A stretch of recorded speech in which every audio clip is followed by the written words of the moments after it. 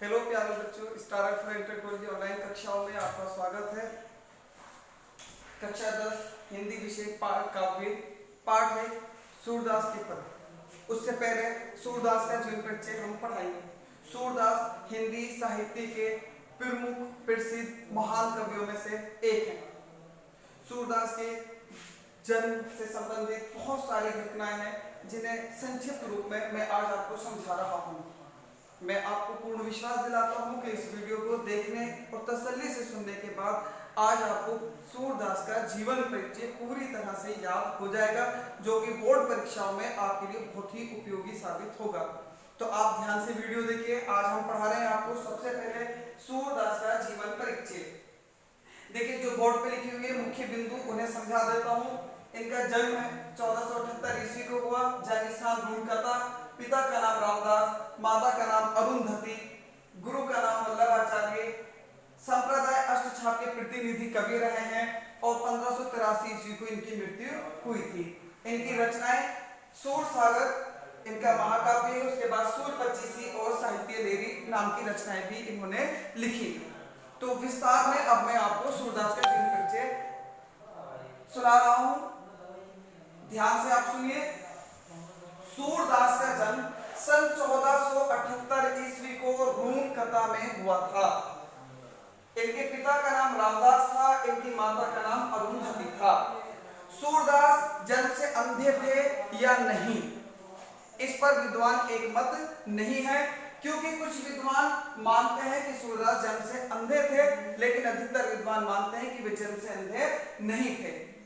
क्योंकि जिस प्रकार सूरदास ने श्रृंगार और वात्सल्य रस का वर्णन किया है, तो उसे के आधार पर यह माना जाता है कि एक अंधा व्यक्ति इतना सुंदर वर्णन कभी नहीं कर सकता। तो संभावना विद्वान बताते हैं कि शायद बाद में अंधे हुए होंगे। सूरदास जन्म से अंधे थे या नहीं, इस पर विद्वान एक मत नहीं है, क्योंकि कुछ विद्वान मानते हैं कि जन्म से अंधे थे, पर अधिकतर मानते हैं कि जन्म से अंधे नहीं। जिस सुंदरता से इन्होंने श्रृंगार और वात्सल्य रस का वर्णन किया है, उसे देखकर लगता है कि एक अंधा व्यक्ति इतना सुंदर वर्णन, इतना सजीव वर्णन कभी नहीं कर सकता। तो यह संभावना जताई जाती है कि शायद वह बाद में अंधे हुए होंगे। इनके गुरु का नाम वल्लभाचार्य थे। इनके गुरु का नाम था वल्लभाचार्य। सूरदास गौ घाट पर बैठकर श्री कृष्ण की लीला के पद गाया करते थे। एक बार वल्लभाचार्य वहां से गुजरे। उन्होंने रुककर सूरदास के पद सुने और श्रीनाथ जी के मंदिर में भजन कीर्तन करने के लिए नियुक्त करा दिया। और सूरदास श्री कृष्ण के परम भक्त बन गए।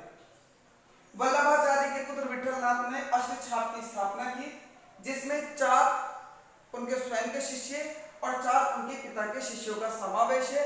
और अष्टछाप के कवियों में सूरदास का प्रमुख स्थान है। सूरदास को अष्टछाप का जहाज भी कहा जाता है।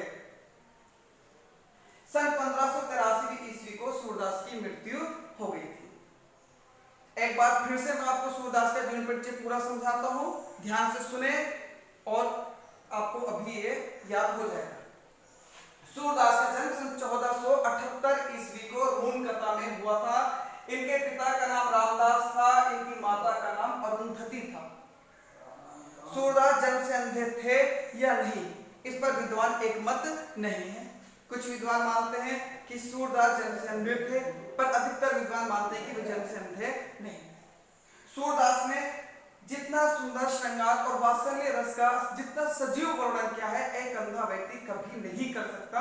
इसलिए विद्वान ये संभावना जताते हैं कि वे शायद बाद में अंधे हुए होंगे। सूरदास अष्टछाप के प्रतिनिधि कवि हैं।